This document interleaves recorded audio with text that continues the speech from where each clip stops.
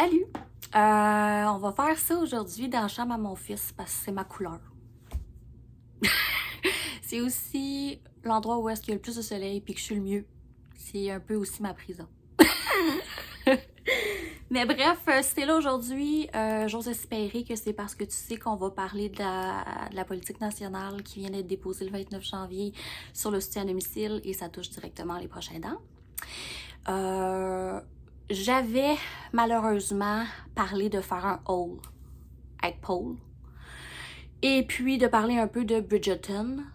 Je sais jamais comment dire ce calice de mot-là. C'est bien difficile. Pourquoi c'est difficile de parler en anglais pour moi? Mais bref, évidemment, si tu pensais que j'allais mettre les vêtements puis faire comme si j'étais à mode, tu te trompes terriblement. Ça arrivera pas, là. Mon corps est un temple sacré que j'aime détester. Fait que je vais pas, dans ma journée de ballonnement intense, te montrer mon corps, mais m'habiller. C'est impossible que je fasse ça aujourd'hui. Merci. Fait que je me suis pris des notes, puis j'ai essayé de me préparer, mais comme je me prépare comme une fille en dépression qui a de la misère à lire. C'est exactement pour ça que je suis pas prête à retourner travailler. Tu sais, je veux dire. OK? Je sais même pas par où commencer. Ça a totalement rien à voir. Parce que je suis là, je regarde mes petites notes, puis je suis en train de regarder depuis 2 minutes une feuille qui n'a même pas rapport avec mon sujet actuellement. C'est de même, ça commence. Ça commence en force. T'es-tu prêt? Fait qu'on va commencer tout de suite par mes vêtements. J'ai ça, là, que j'ai pogné 7 piastres. Puis là, j'ai essayé de le styler avec quelque chose que j'avais pogné au Ardennes il y a 1500 ans. Puis que j'avais jamais réussi à mettre. C'est ça, là. Fait que je te montre ça. Don't look at me. Bon. Fait que là, le défi, OK, ça va être de dire à chaque fois que tu vas me voir avec un de ces vêtements-là, je veux que tu l'écrives en commentaire. Comme ça, je vais savoir, toi, t'es un vrai follower, puis tu me lâches pas, aussi. On fait ça, OK? Fait qu'on a une chemise noire. J'aurais jamais acheté une chemise si j'étais pas obligée de retourner au travail bientôt. Comprends-tu? C'est ça. Petit chandail fleuri. Ah oui. Ah si oui. Long chandail, style coton ouaté propre, à mettre avec leggings. Il va juste falloir que j'essaye de trouver la force en moi de styler ça comme quelqu'un qui s'en care. Ah, ça va être difficile. Petit veston noir, toujours dans la même lancée d'idées par rapport au retour au travail à organiser.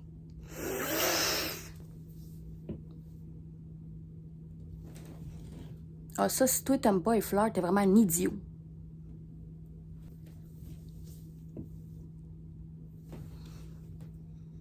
Les chemises pour le travail. Non. Un espèce de petit veston long, pas de manches.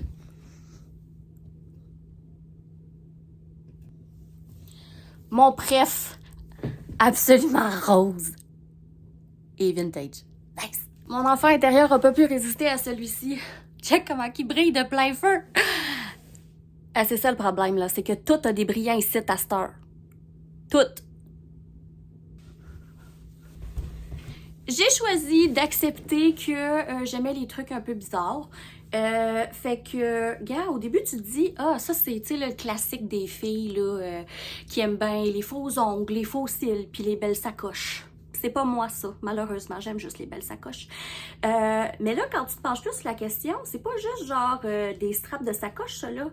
Ah, non, non, il y a des étriers. Ah, si, c'est un chandail de cheval. Oh, j'ai tout de suite acheté. Je redisparais tout à coup.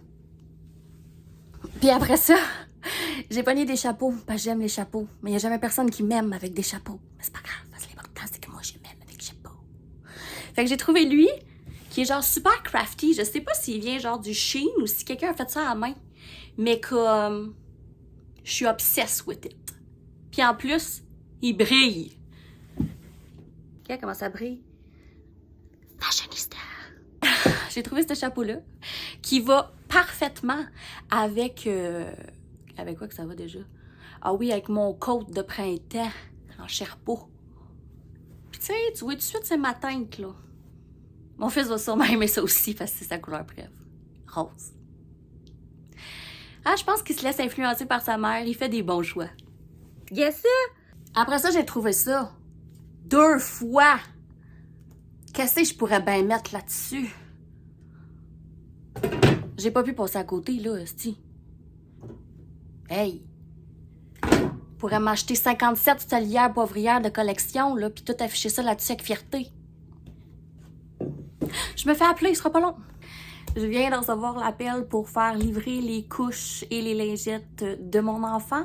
Ah, on va en parler, ça, d'exonération financière et des programmes et services offerts par le Réseau de la santé du Québec.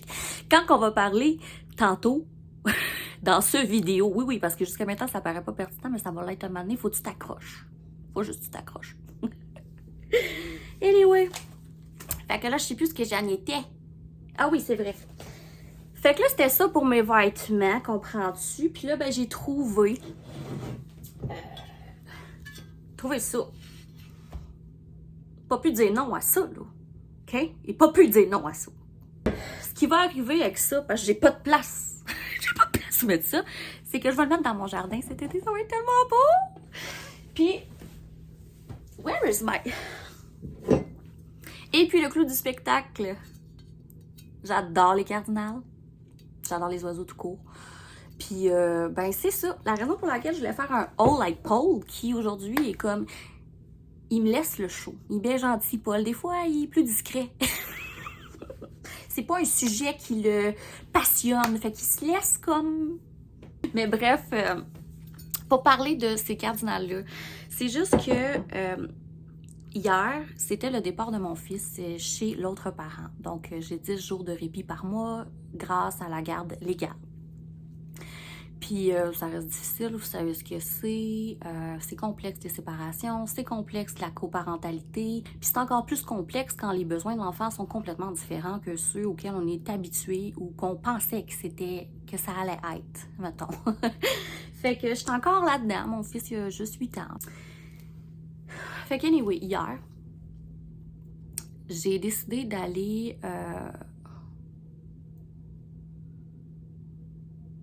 Y a-tu trop de soleil?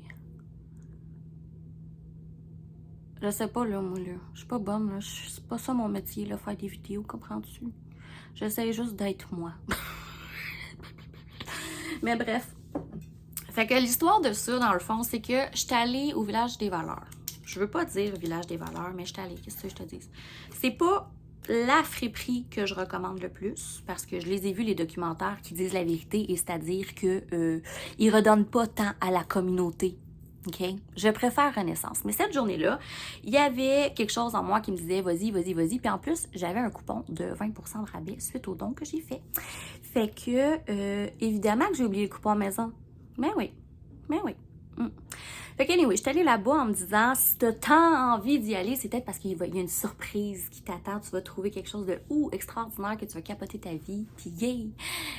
Finalement, je suis arrivée là-bas et après 2 minutes, j'étais complètement épuisée. C'est ça l'affaire. C'est ça l'affaire. C'est que sortir de chez vous.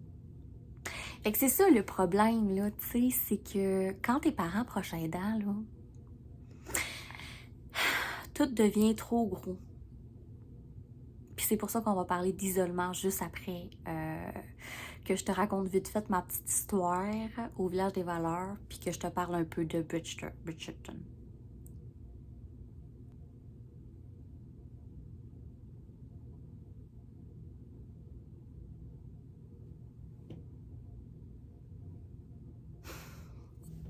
Oh!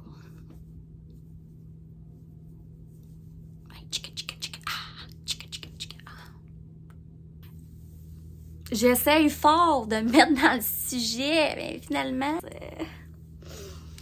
Ouais, peut-être qu'on va finir cette vidéo-là demain, parce que j'ai la tête qui va dans tous les sens. Fait que, dans le fond, ce que je voulais dire, par rapport au haul avec Paul. La raison pour laquelle je voulais faire une vidéo là-dessus, c'est pas pour vous montrer des vêtements, là. La mode, je trouve ça cool. Des fois, c'est un de mes soucis les moins prioritaires, mettons. Mais la raison pour laquelle je voulais parler de ça, c'est que quand je suis allée dans ce magasin-là, à la fin, quand j'allais bientôt passer à la caisse, j'ai croisé deux de mes amies. C'est des filles qui m'ont connue au secondaire, mais surtout, c'était ma meilleure amie. C'est bizarre un petit peu, hein? Tu sais, comme... je dirais pas que c'est plus ma meilleure amie. Dans mon cœur, ça va l'être toujours. Mais on s'est perdu beaucoup, tu sais. Puis ça n'a pas rapport avec elle, puis ça n'a pas rapport avec moi, mais ça a rapport avec la lourdeur du rôle de parent proche aidant et l'incompréhension des autres quand on est face à cette situation-là. Et c'est de ça que je vais parler dans les prochaines minutes. Fait que si tu es encore là, ben asti, au moins il y a quelque chose qui s'en vient. Dans le fond, j'en parlerai de ça, tu sais, des relations qui changent, du regard des autres. Il s'est rien passé de mal, je veux dire, j'étais super contente de voir ces deux personnes-là. Mais il y a tout l'aspect du malaise de comme, ouais, on se voit plus, puis il y a une raison, puis comme, la raison, c'est strictement parce que c'est dur. C'est dur, ma situation, puis je suis plus capable de voir du monde. Je suis plus capable d'entretenir des relations, puis des contacts normaux avec les gens. Puis je trouve ça dur. Puis ça me rappelle à quel point il y en a beaucoup dans ma situation, puis c'est important d'en parler. Fait que je vais quand même, avant de parler de l'isolement qu'on vit en tant que parent proche aidant, vous raconter la petite anecdote que j'avais prévu vous raconter. C'est que le gars à caisse, qui est un homosexuel, il a été tellement fin avec moi, là. Il a été tellement fin, puis comme, il sait pas à quel point dans cette journée-là, il a été mon highlight. C'est fou, pareil. Écoute, premièrement, accueil et service number one. Deuxièmement, des beaux yeux bleus qui prennent toute sa face avec un grand sourire. Et troisièmement, tellement de gentillesse. Puis là, les deux filles étaient en arrière de moi parce qu'on sortait du magasin en même temps. Parce que oui, on était dans le magasin et on ne s'est jamais croisés. Ah, c'est ça, être 5 pieds dans les rangées. Je vois rien. Pourquoi qu'on me dérange avec ce bruit strident? Est-ce que vous pouvez l'entendre?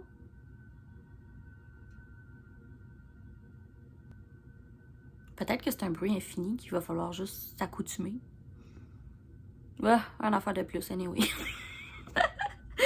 Puis, quand on parlait de ça, on faisait des blagues avec les filles, puis ils embarquaient. Puis mon amie, elle a dit, je comprends pas pourquoi ils mettent tout le temps 2 cardinales. Ils savent bien, est-ce que c'est des mâles? Tu sais, il n'y a pas de femelles, là. Quand ils sont rouges de même, c'est parce que c'est des mâles, puis elle a bien raison. Puis le caissier, il a dit, pour moi, c'est parce qu'ils mangent des graines. Ah, je l'ai trouvée assez bonne. Mais bref, ce que je veux dire, c'est que moi, je me sentais pas bien dans cette journée-là, dans cette rencontre-là avec mes amis, puisque ça me faisait cogiter dans ma tête. Puis, il a été vraiment gentil. Il m'a donné un coupon 20% de rabais. Fait que grâce à lui, j'ai économisé sur ma commande qui avait un prix élevé. Il a été super agréable, il a fait des blagues avec moi, puis j'espère avoir été à la hauteur pour lui dire merci, mais j'avais vraiment l'impression d'avoir une patate dans la bouche, puis j'avais tellement hâte de sortir, puis j'étais si mal à l'aise que j'étais fucking awkward, là. Même que quand j'ai voulu dire « Je suis un allié LGBTQ+, j'ai dit « Je suis un allié LGBTQ+. » Comme si je savais pas maîtriser cet hostie d'acronyme-là, alors que j'en fais partie. Yes, I'm queer! Puis j'étais comme... Fait que anyway, si jamais vous savez de qui je parle, j'espère que ce message rentrera à lui. Tu as rendu ma journée plus belle par ta légèreté et ta gentillesse. Puis des gens comme toi, oh, j'aimerais ça qu'il y en ait plus. Merci. Le bruit est fini!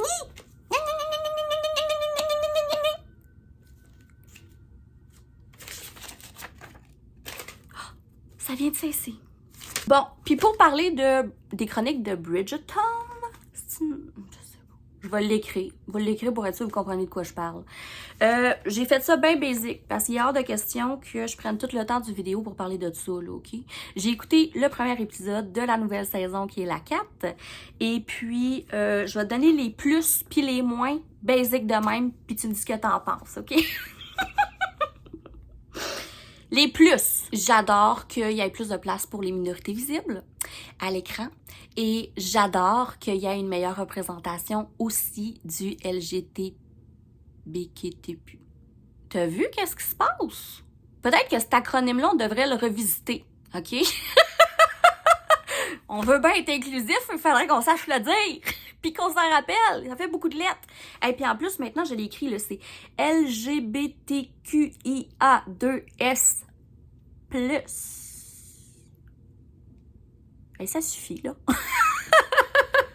Anyway. Fait que les plus, évidemment, il y avait ça. Il y a aussi le fait que le bébé, le fils de Pénélope, est roux. 10 sur 10. Dans les plus, j'aime aussi me rappeler que je suis bien contente que maintenant la réputation de ma famille ne m'oppresse pas dans la société. Ensuite, dans les plus, je te dirais la robe de la matriarche de la famille Bridgerton et le costume de pirate de Pénélope. 10 sur 10. Dans les plus encore, je dirais la reine et le fait qu'elle soit absolument délicieusement désagréable.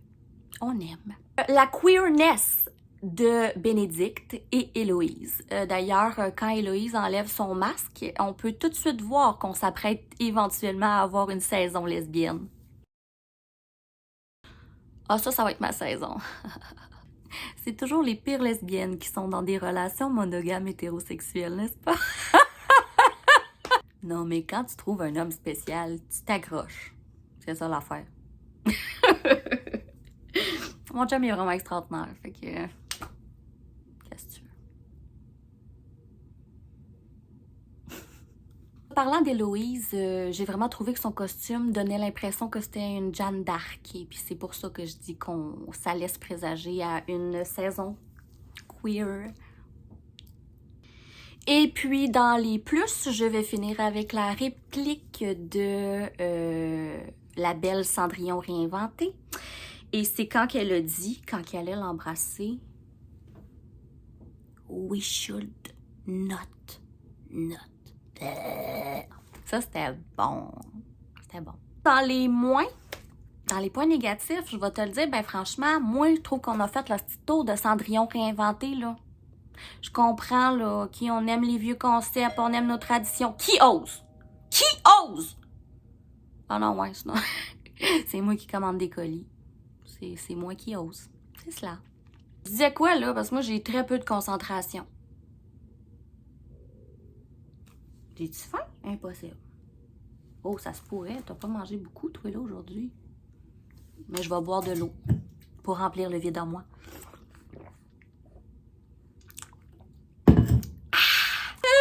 Bon, OK. Ah oui, c'est ça. Cendrillon réinventé. C'est assez! Ah, c'est assez! J'aimerais ça qu'on arrête de copier les idées, qu'on parte d'une base nouvelle. On peut-tu faire ça?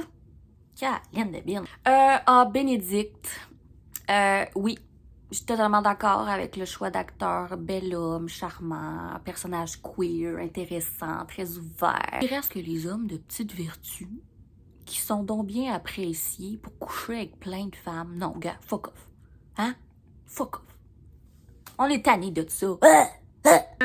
Dans les moins, j'ajouterais l'énormité des masques dans le bal masqué.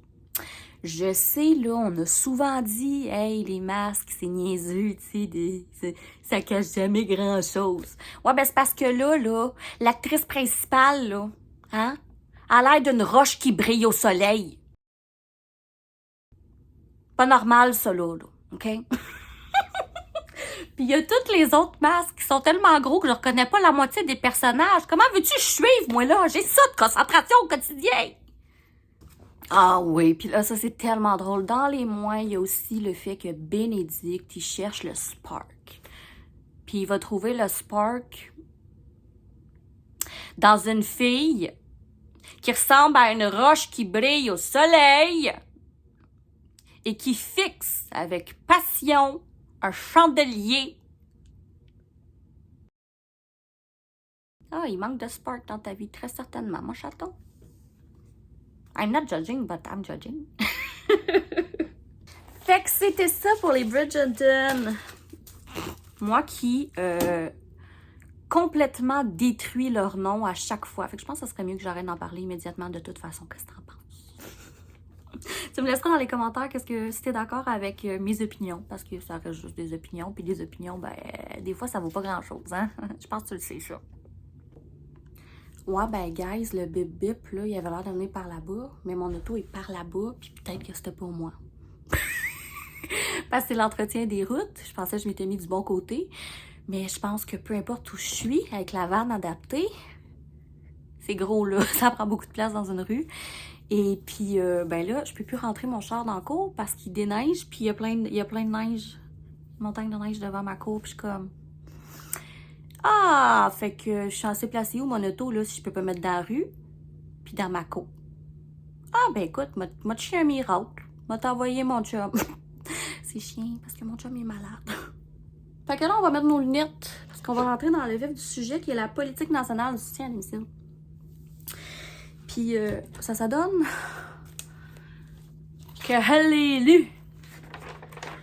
Je vais t'avouer que c'est dur pour moi de lire. Parce que j'ai très peu de concentration.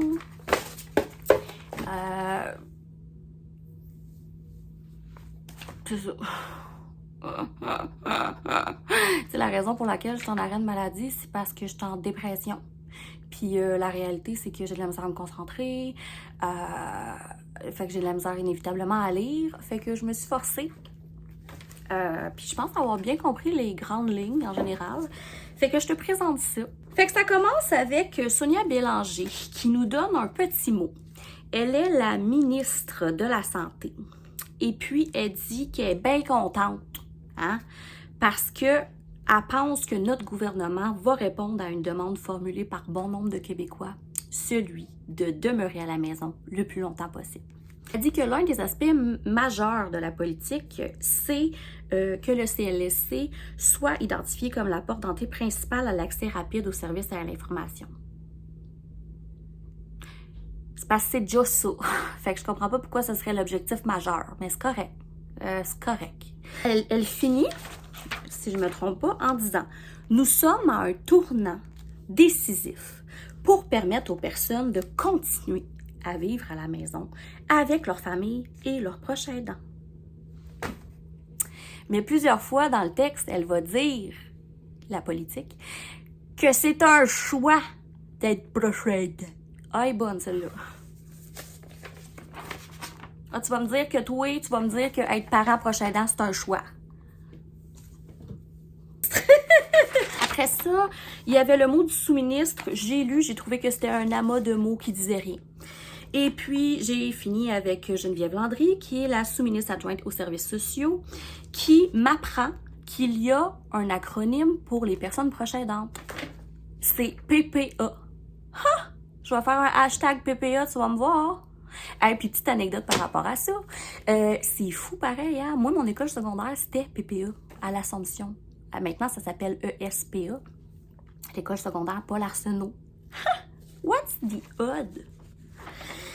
Et puis, elle parle du vieillissement accéléré de la population. Elle parle d'optimiser les recours à l'hébergement de longue durée. Elle dit aussi que depuis janvier 2025, plus de 100 groupes d'usagers et de proches aidants ont été consultés pour bâtir cette politique nationale de soutien à domicile et que ces échanges ont vraiment révélé une attente forte. Des fois, je me dis qu'on devrait peut-être se passer des mots des ministres. Anyway.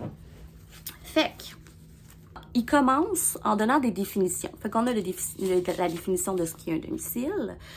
On a la définition de soutien à domicile, incapacité, autonomie, vulnérabilité, autonomisation, gestion de risque et services de proximité.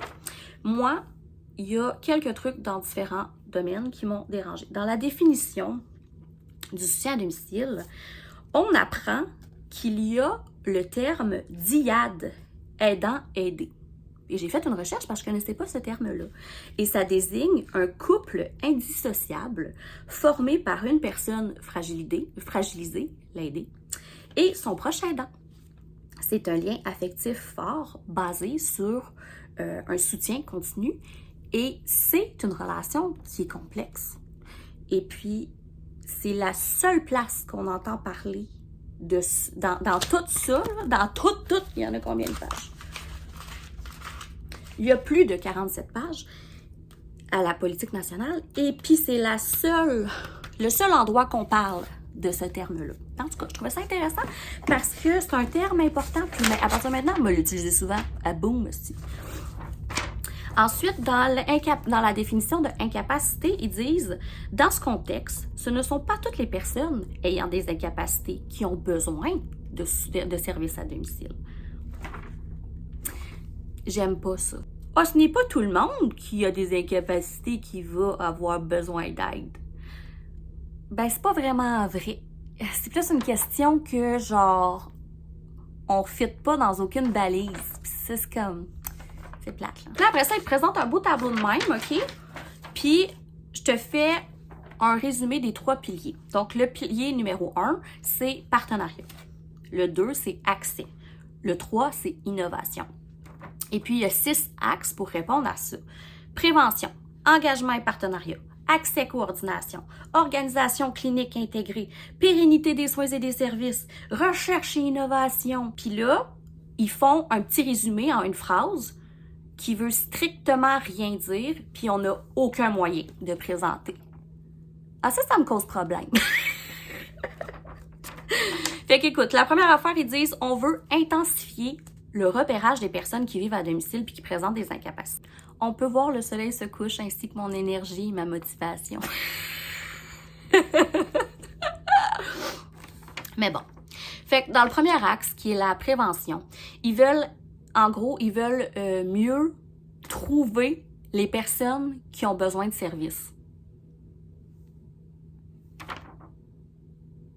Je peux te garantir, tu n'as pas besoin de chercher, là, ils vont venir à toi. Puis pour avoir travaillé dans le système, là, la prévention, c'est pas de donner 500 dossiers inactifs à des intervenants qui en ont par-dessus la tête puis qui peuvent pas intervenir.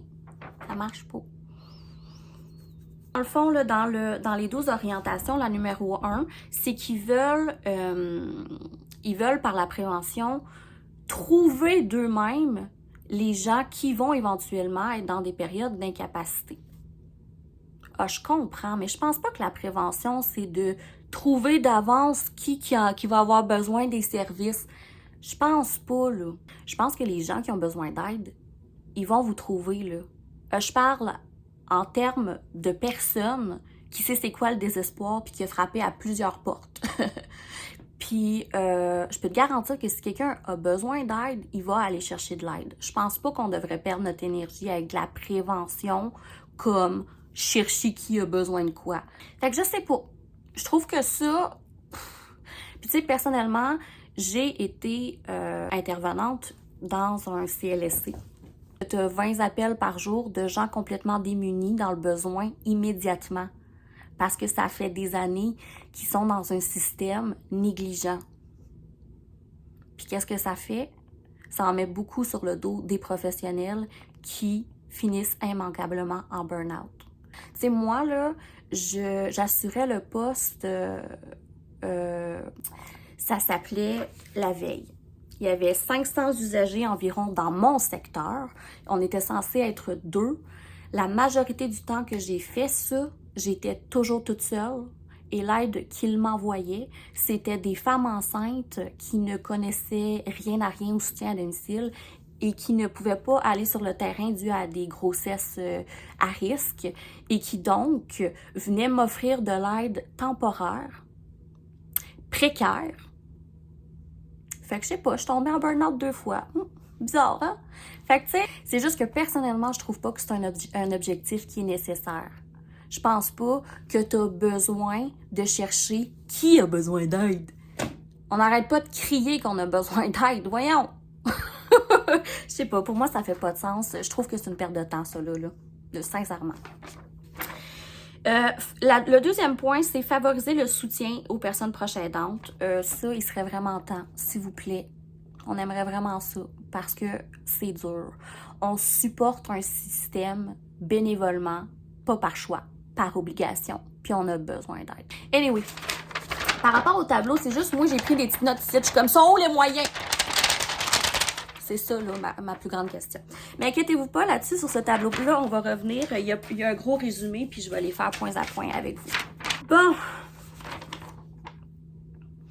Dans le résumé, ils disent qu'ils veulent surtout préserver le plus possible l'autonomie des gens et prévenir les hospitalisations.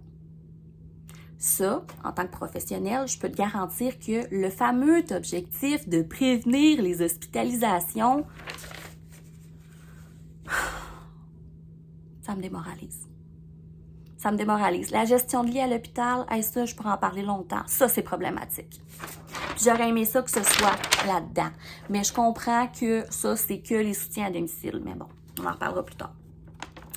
Il explique finalement qu'il y a un sérieux enjeu lié au vieillissement de la population qui fait en sorte que ça complexifie les besoins et notre réalité en tant que société. Mais c'est parce que ça fait des années qu'on en parle. Comment ça se fait qu'on commence tout juste à émerger avec des idées? C'est parce que c'est un peu plate, là. Ça prend du temps. Je comprends pas pourquoi c'est aussi long, mais c'est fâchant, là, tu sais. Une phrase qui dit « Soutenir les personnes dans leur choix de rester à la maison, entourées de leur famille et de leurs proches aidants, contribue à assurer une meilleure qualité de vie au sein de la communauté qu'elles connaissent et qu'elles ont choisie. » C'est pas un choix de rester à la maison.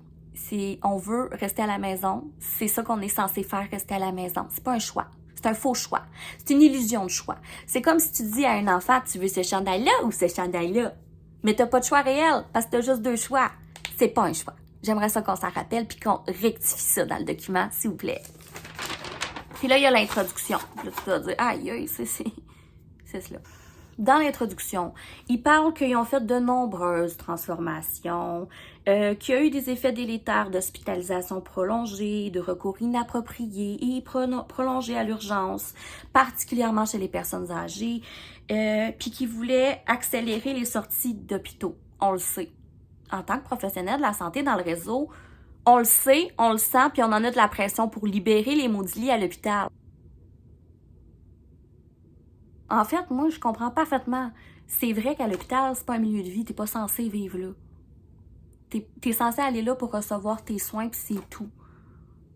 Par contre, c'est pas la réalité. Puis comme ça fait des années qu'on essaie de mettre en mouvement des choses qui fonctionnent pas. Fait que c'est là qu'ils en viennent avec la fameuse phrase, en conséquence, une offre de service dans les milieux de vie serait à privilégier afin de sortir les gens de l'hôpital. Parce que ça fait longtemps qu'on le sait. Il y a une phrase dans l'introduction qui m'a déchirée. C'est « Les citoyens et citoyennes pour qu'ils puissent planifier leur projet de rester le plus longtemps possible à la maison. » C'est pas un projet rester à la maison, là. Voyons.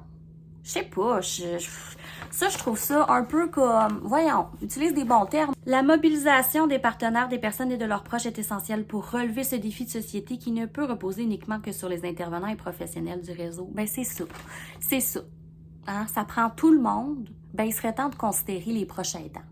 Allô, on est là. Merci. Ils disent qu'actuellement, on a 20% de la population qui est vieillissante et puis que ça va devenir 26% d'ici 2051 pour se restabiliser par la suite. Ce sont des projections de statistiques. Et puis, l'augmentation est en train de se produire là jusqu'en 2031. Puis ce qui est plate, ce qui fait peur, c'est qu'on comprend là, les personnes vieillissantes ont besoin de proches aidants, ça c'est vrai. Moi, j'ai travaillé en soutien à domicile, puis j'ai surtout côtoyé des usagers qui avaient des besoins liés à une perte d'autonomie qui est liée au vieillissement. Puis les besoins sont criants. Cette population-là, elle a besoin d'aide, elle est nombreuse, le volume de besoins est impressionnant, puis on a peu d'outils, de ressources et de main-d'œuvre qualifiée. Mais dans ce document-là, on parle très, très peu des familles à besoins complexes et d'enfants différents. Puis ça, c'est pas normal. Parce que si on parle de soutien à domicile, on parle d'aider et de proche aidant. Et si on parle d'aider et de proche aidant, ben ça veut dire qu'on parle inévitablement de services à domicile. Fait que sont où, là, les enfants différents et leurs proches aidants? Il n'y en a pas beaucoup. Je vais vous dire, il n'y a pas grand-chose sur le sujet. Puis, c'est plate. C'est très, très plate. Il y a un point important qu'ils disent. Ils disent, en 2022, on dénombrait 3600 centenaires au Québec. Ça veut dire des personnes qui ont 100 ans, là. Et puis, 77 de ces personnes-là étaient des femmes. Fait que si les femmes représentent le plus haut taux de personnes proches aidantes, de travailleurs dans le réseau de la santé, puis qui vivent le plus longtemps,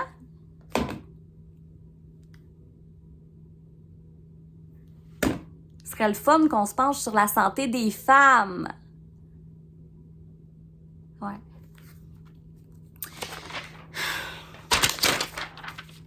Après ça, ils disent, en 2022, au Québec, il y a une personne sur 5, donc on parle de 21%, âgée de 15 ans et plus, qui avait plus ou moins une incapacité, donc une difficulté suffisante pour limiter ses activités quotidiennes.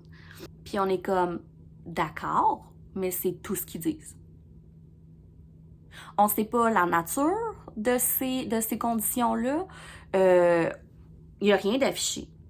Bon, d'accord. Vous ne présentez pas de statistiques. C'est correct. Après ça, ils continuent. Ils disent, les maladies chroniques, là, il y en a plusieurs nouveaux cas. Ils font même une projection de cancer. Écoute ça. Près de 78 000 nouveaux cas de cancer seront diagnostiqués d'ici 2030.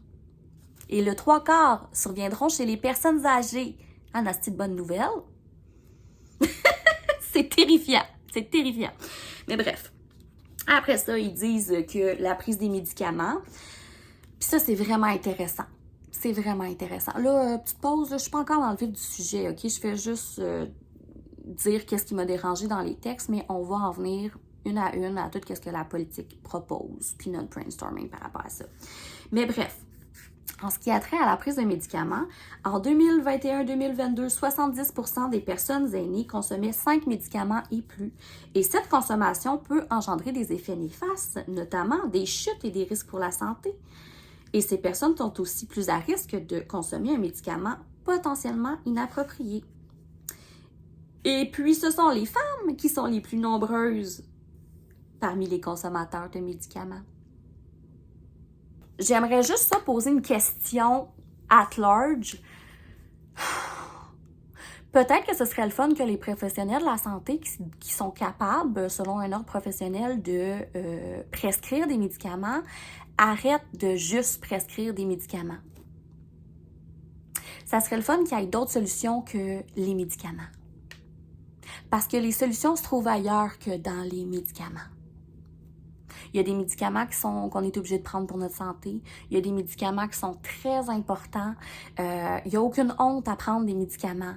Mais notre société repose, on dirait, seulement sur la prise de médicaments. Et ça, pourquoi? Hein? C'est-tu parce que ça enrichit quelqu'un à quelque part?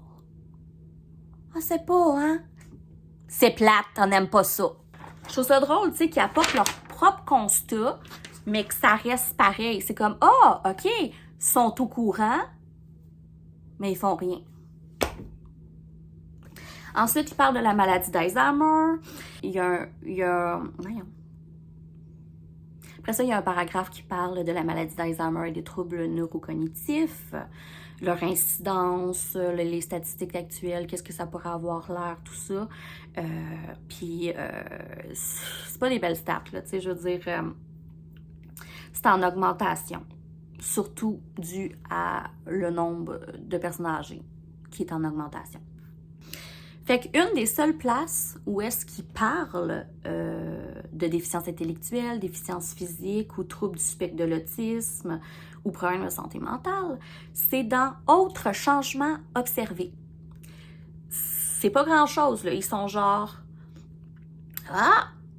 On a vu que l'allongement de l'espérance de vie signifie que les personnes vivent plus longtemps. Hein? Y compris Celles qui présentent des problèmes de santé physique, une déficience intellectuelle, une déficience physique ou un trouble du spectre de l'autisme, un trouble mental ou une dépendance. Ces dernières années, on observe une augmentation de la prévalence de l'autisme, du trouble mental et des troubles liés à l'usage des substances.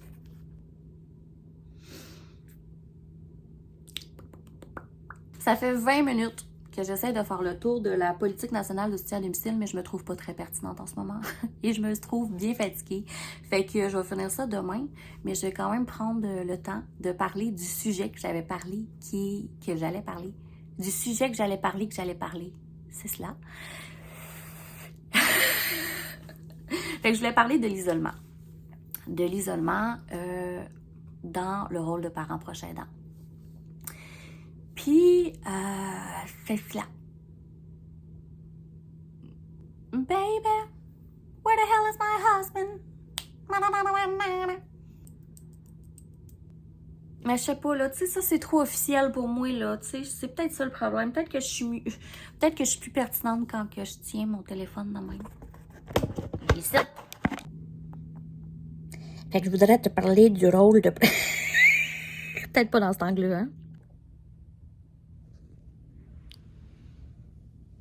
Okay. Bon. Fait que comme ça, c'est mieux? Il me semble que c'est terrible, mais c'est pas grave.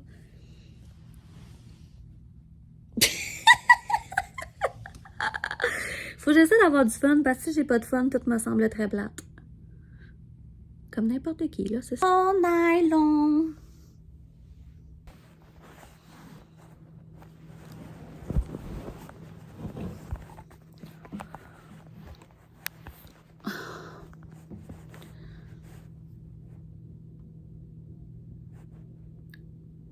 C'est mieux de même, t'aimes-tu ça?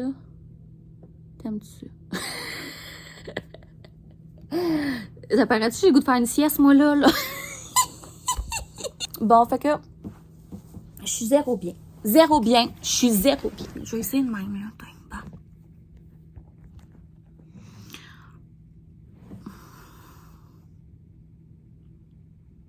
All night long.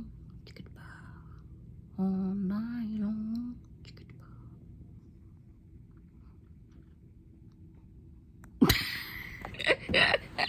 Oups, ma main était devant. La prochaine danse au Québec.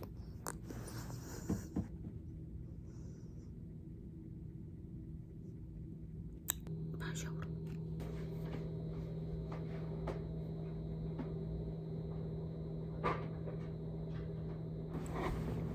Mais non! Est-ce qu'on te voit? Non, on dirait juste qu'il y a quelqu'un un dessous de bras bien velu. Montre-toi, c'est la caméra, chacha. Ça me dérange que tu sois là parce que tu vas me déranger, mais je pouvais pas laisser la porte fermée parce que toi, t'arrêtais pas de gratter là, dans la porte. Là. Il se passe quoi? Tac, tac, tac. Ah ben ça a tout été ça pour rien parce que je vais retourner direct à la même place. Ben voyons donc, twist. You come with me, bitch. Finalement, je suis revenue ici. Parce que si je veux finir un moment donné, il faut que je trouve un spot où parler. Puis c'est cela. Mais je pense que c'en est terminé. Je pense que la lumière est partie. Bon, ben la réalité, c'est que je vais devoir continuer cette vidéo-là demain. Fait que j'aurai pas le même linge pour la suite. Puis c'est bien correct, hein, dans le fond. C'est qu'on s'en fout.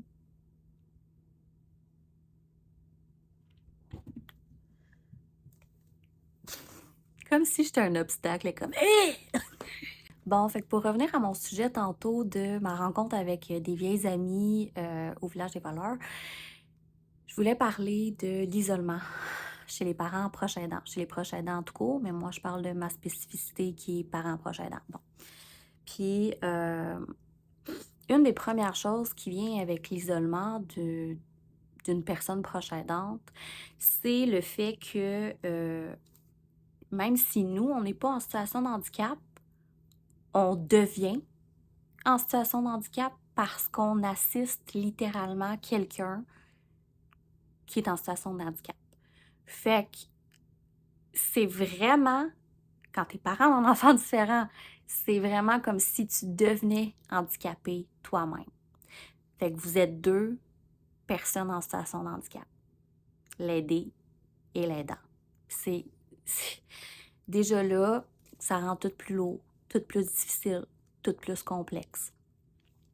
Après ça, il y a le fait que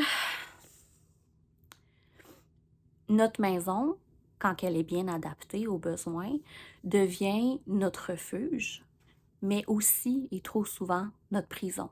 Parce que c'est tellement dur de sortir. C'est tellement dur de sortir quand tu es en situation de handicap. Il faut vraiment que tu sois en situation de handicap pour comprendre ça, là. Il y a des affaires dans la vie que si tu veux comprendre, il faut vraiment que tu expérimentes. Puis c'est pour ça que je pense qu'il devrait laisser de la place aux proches aidants pour parler. Parce qu'il n'y a personne qui connaît mieux que notre réalité que nous-mêmes. C'est aussi simple que ça, là, tu sais. Fait que c'est ça, là, tu sais, ta maison, elle se transforme pour les besoins de ton enfant, mais tu peux plus en sortir parce que l'inclusion n'est pas partout. C'est pas partout qu'il y a des rampes. C'est pas partout qu'il y a un accès à l'entrée, que les lieux sont bien aménagés pour un fauteuil roulant. Les toilettes sont jamais adaptées pour un changement de couche d'un enfant de 8 ans. Jamais, tu comprends-tu? Fait qu'on dirait que tout ce qu'on a de besoin est à la maison. Puis que sortir de la maison, c'est un calvaire. C'est tellement épuisant. Mais tous les services et les soins, la majorité d'entre eux requièrent qu'on sorte, comme les consultations médicales. Fait que c'est dur. C'est excessivement dur. Puis heureusement, maintenant, depuis la pandémie, ben on a la livraison, mais ça coûte des frais. Et ces frais-là, on les déverse, on les défraie de nos poches. Et puis, sincèrement, ce qui accentue l'isolement chez les personnes proches aidantes, c'est le fait qu'être en situation de handicap dans notre société, ça coûte excessivement cher. Puis c'est ce qui est plate dans la politique nationale pour le soutien à domicile, c'est qu'encore une fois, même si c'est des services qui ont des exonérations financières ou c'est des services à moindre coût, l'accumulation de ces services à moindre coût-là ajoute à l'accumulation de la situation de pauvreté. Puis l'isolement fait partie de cette réalité-là, tu sais. C'est comme un cercle vicieux. Si t'as pas d'argent pour payer, tu veux faire quoi? Tu veux aller où? Anyway, tu sais. Et là, c'est ça. Sortir, ça prend une énergie incroyable. Premièrement, il faut prévoir tout, évidemment. Deuxièmement, il faut prévoir les équipements. Oh, il faut plier la marchette. Oh, il faut rentrer le fauteuil roulant. Oh, ton auto, es-tu adapté? Hey, ça, adapter l'auto. Je viens d'avoir mon auto adapté. Je vais en parler du programme d'adaptation domiciliaire puis du programme d'adaptation de la voiture. C'est génial qu'on ait accès à ça, mais c'est vraiment pas parfait puis c'est important qu'on en parle. Mais bref, le point c'est, moi, les 2 dernières années, je suis pas sortie de chez nous avec mon fils, là. Le plus rarement possible. Premièrement, parce que tout le monde regarde croche un enfant qui crie tout le temps. Et une mère qui pleure tout le temps. Hein? Et que les gens, quoi, aiment pas ça, les mamans qui pleurent. Pourtant, la charge émotionnelle d'un parent proche aidant est énorme, puis à ma place, je peux te garantir que tu ferais pas mieux, mon ami. À ma place, je peux te garantir que tu pleurerais. Oh, tu pleurerais bien plus à part de ça, mais bon. Ah! Fait que c'est ça, il faut penser aux équipements, à l'accompagnement, parce que l'aider a besoin d'un proche aidant, puis le proche aidant aurait besoin d'un accompagnateur. C'est pas tout le monde là, qui a ça, de l'accompagnement. Moi, je parle pas à ma famille actuellement. Qui m'accompagne au rendez-vous? Mon chum, s'il est capable de se libérer de son travail. C'est pas... C'est difficile, là. Comment qu'on est censé concilier ça? Ben, je suis tout le temps toute seule. Je suis tout le temps toute seule puis fatiguée au rendez-vous. Tu sais? L'accès au service, hein? Admettons que tu n'as pas de voiture adaptée. Ben là, il faut que tu aies un transport adapté. Puis ça coûte des sous. Le taxi adapté, le transport adapté, ça coûte des sous. Puis il faut organiser ça 48 heures à l'avance, alors que les besoins des familles particulières sont complexes et complètement en changement. C'est pas adapté, c'est pas adéquat. Il y a plein de choses à améliorer à ce niveau-là. Ah, puis là, tu sais, on en a parlé, hein, du regard et du jugement des autres. C'est super difficile d'avoir un enfant différent dans notre société. Parce que les premiers moments où est-ce qu'il est différent, tout le monde est comme, c'est juste un enfant normal parce qu'il n'y a pas de diagnostic, puis t'es une mauvaise mère, puis t'es un mauvais parent. Puis ça, je te jure, ça a fait son temps, là. Hein? Ça a fait son temps. Parce que des commentaires de il est mal élevé ou voyons, il pleure tout le temps. Il a tout le temps sa suce. Tu veux pas qu'il pleure, j'y mets sa suce, mais si j'y mets sa suce, je suis une mauvaise mère. Je pense qu'il y a beaucoup de gens qui ont à faire de l'introspection parce que c'est pas normal d'autant juger la détresse des autres. Ça l'est pas. C'est quand même fucking dégueu, sincèrement. Mais bon. Fait qu'évidemment, bon, le regard et le jugement des autres apportent au changement dans les relations. C'est dur d'avoir des relations quand on est parent proche aidant. Parce que la raison de ton existence, c'est ton enfant. Puis tu finis par oublier qui que t'es, ce que t'aimes, puis pourquoi t'existes. Puis on devrait avoir le droit d'exister pour nous-mêmes d'abord et avant tout. Mais on n'a pas le temps de faire ça. Parce que actuellement, les services qu'on a, malgré toutes les belles promesses, sont pas au rendez-vous. Parce qu'on a une pénurie de main-d'œuvre, on a une structure d'un système de santé désuet, et puis on a la reconnaissance du rôle de proche aidant dans notre société qui arrive très tardivement. Moi, c'est ce que j'ai trouvé le plus difficile puis qui a contribué à mon isolement, c'est les relations. Déjà, je suis quelqu'un d'un peu space, un peu weird. Je suis too much tout le temps. Il y a bien du monde que quand il me voit, il m'aime pas pantoute, là. Il y a plein de fois dans ma vie où est-ce que j'ai été victime de méchanceté puis j'ai aucune idée pourquoi, là. Je suis une cible facile, je pense, parce que je suis une personne joviale. Puis ça, les gens, c'est soit qu'ils aiment ou soit qu'ils aiment pas. Puis il y a beaucoup de gens qui ont tenté d'éteindre ma lumière et puis bravo, vous avez réussi. Elle est toute chienne, mais quoi. Les amis, la famille, le travail, excessivement dur. Ça prend des accommodements au travail. C'est tellement dur à concilier tout ça, là. La famille, les amis, l'entourage. Moi, j'ai une seule amie. Puis j'ai de la misère avec cette amitié-là. Parce que, pas que j'ai de la misère avec cette amie-là, je l'adore, je l'adore, mais j'ai de la misère à entretenir ce lien-là parce que, sincèrement, je trouve qu'il y a un océan qui nous sépare des autres gens. Parce que notre vie est tellement particulière et peu comprise et demande tellement une implication différente et continuelle que ça rend perplexe les gens, ça les rend confus. Et puis déjà, tu sais, devenir parent, crime, tu le sais comment c'est, là, tu deviens parent puis tu deviens une toute autre personne. On change tous en devenant parent. Déjà, quand tu deviens parent, c'est un peu touchy d'avoir genre des relations amicales avec des gens qui n'ont pas d'enfants. Parce que t'es comme, OK, ouais, tu sais, on vit pas la même réalité. Mais quand t'es ami avec des gens qui n'ont pas d'enfants, quand t'es parent proche aidant, ça semble être un gros lap. Je trouve ça excessivement difficile. Puis être ami avec des parents d'enfants normaux, c'est confrontant. C'est confrontant de voir des familles normales. Puis il y a le regard des gens. Ils vivent leur réalité, puis inévitablement, ils jugent la tienne. Puis de trouver des personnes qui ont le goût d'apprendre à connaître mon enfant, à l'accepter puis à l'aimer, à s'impliquer. On dirait que les gens veulent pas. Les gens sont mal à l'aise, savent pas quoi faire, ils veulent pas s'impliquer, ils veulent pas essayer. C'est sûr que le lien est difficile à construire avec un enfant autiste, je peux comprendre, mais tabarouettes sont tellement attachants, je peux pas concevoir, tu sais. Et puis, on finit avec la famille. La famille. Je dirais que c'est ça qui me brise le plus le cœur. C'est que je me suis sentie tellement de fois invalidée émotionnellement. Puis je trouve ça dur d'en parler parce que même si je ressens encore énormément de peine et de colère, je veux pas jeter la pierre. Je veux pas être comme, je vous haïs, mes hosties. Je suis juste tellement déçue.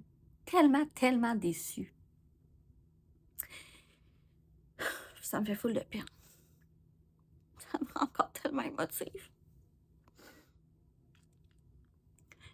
Parce que la réalité, c'est que quand que je voyais que mon enfant était différent, On me disait que je capotais. Puis quand je disais que c'était plus dur puis que je comprenais pas pourquoi, on me disait que je capotais. Puis quand je disais que je pensais que mon enfant il était autiste, on me disait de pas en parler parce qu'on espérait que ce soit pas ça. Puis quand je disais c'est de pire en pire, puis je trouve que ma santé mentale en prend un coup, puis je sais plus quoi faire, on me disait ça va bien aller pareil. Qu'on me dise que mon enfant est facile.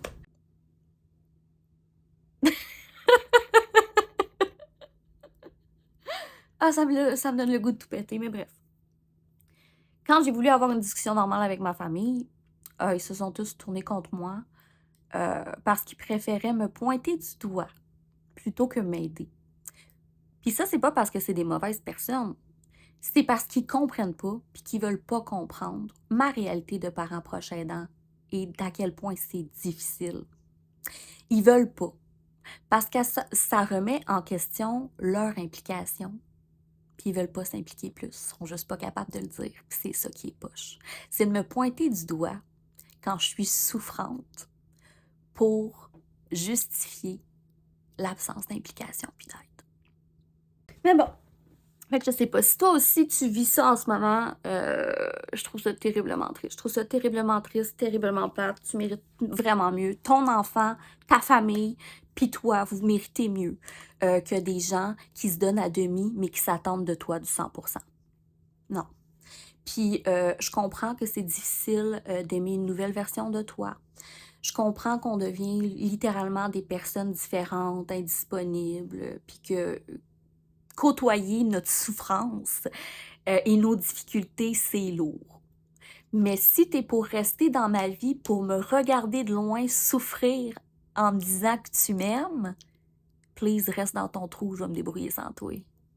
Et puis le rôle de proche aidant, ça a un immense effet sur le travail. Moi, là, je suis tellement rendue en hyper-vigilance que je suis tout le temps hypersensible. J'étais déjà une personnalité hypersensible depuis que je suis tout petite. Et c'est pour ça que j'ai choisi technique en travail social. J'ai toujours eu à cœur l'humain puis d'aider. La réalité de notre rôle apporte à l'accumulation de facteurs de risque grandioses qui inévitablement ont un impact sur notre santé mentale et favorisent l'isolement. Et puis, ben c'est ça. Dans notre réalité, c'est pas rare de devoir s'absenter du travail ou de cumuler les arrêts maladie. Puis c'est pour ça qu'il devrait y avoir des accommodements chez les employeurs. Parce que ça n'a pas de sens de laisser les gens tout seuls comme ça. Tu sais, moi, j'aurais aimé ça qu'on me propose de modifier mon horaire, qu'on m'accompagne à choisir un poste, qu'on prenne en considération mes besoins. Surtout depuis la loi en 2020 là, sur la reconnaissance de la proche aidance au Québec. Mais malheureusement, c'est pas encore question de ça. Et puis, ce n'est même pas dans la politique nationale du soutien à domicile. Puis, je trouve ça pas mal poche. Mais c'est peut-être juste parce que c'est pas censé être dans ce document-là, parce que tu auras compris que ça, c'est une grosse structure, puis des documents, il y en a ci, il y en a ça, il y en a ça là. Puis là, c'est le SAPA, le SAD, le DP, le TSA, le. Fait que, tu sais, bon. L'isolement, c'est une réalité qu'on vit en tant que parent proche aidant.